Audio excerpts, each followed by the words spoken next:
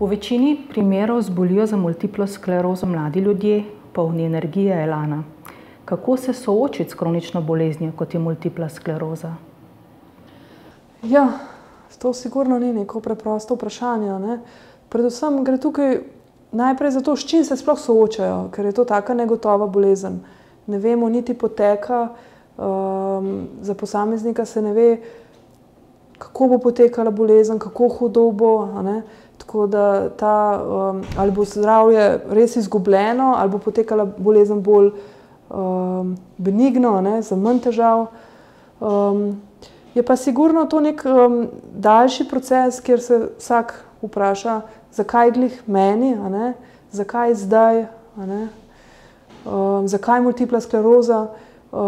In ta proces osmišljanja, sprejemanja, ne, je zelo pomemben in lahko veliko doprinese k boljšemu počutju človeka in k temu, da bo njegova kvaliteta življenja boljše ohranjena, če bo vendarle, raziskave so pokazale, če bo sposoben uvideti vsaj eno pozitivno stvar, ki jo je pa vseeno ta bolezen prinesla v njegovo življenje, bo potek te bolezni manj vplival na njegovo kvaliteto življenja.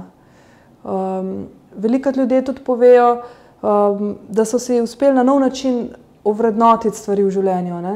Eni rečejo, zdaj sem pa končno postavila samo sebe na prvo mesto, a ne. Eni rečejo, da so se boljše povezali z družino, a ne, ali pa s prijatelji, a ne, da so si bolj lepše postavili prioritete v svojem življenju.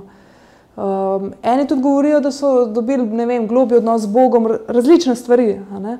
Ampak v vsakem primeru, če uspemo najti neke pozitivne stvari v katerikoli izmed težkih situacij, ki nas doletijo v življenju, bomo lažje to prebrodili.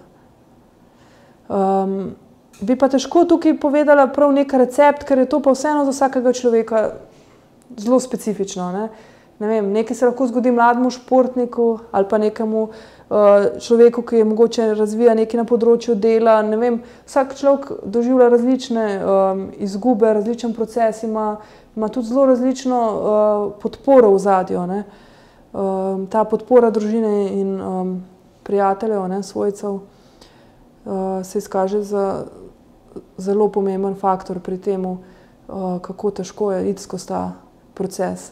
Pa še ena stvar, ki zelo pomaga, je, da se res dobro informiramo o tej bolezni, a ne.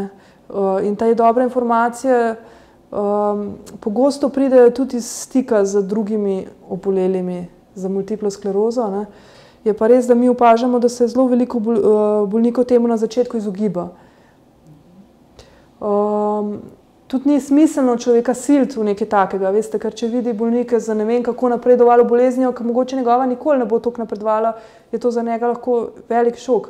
Ampak mi imamo to izkušnjo, da kadar imamo skupine za bolnike z multiplo sklerozo tukaj, jim dajo lahko soboleli z multiplo sklerozo velikokrat boljše nasvete, kot pa strokovno zaposleni, ki teh izkušenj nimamo, pa v resnici ne vemo, kako je to, če imaš multiplo sklerozo, ne. Tako da se to, tako kot pri drugih boleznih, vedno izkaže, da je zelo veliko lahko prispeva mnenje, podpora, pogovor z drugimi, ki imajo isto bolezen in človeka razumejo na nek drug način, a ne.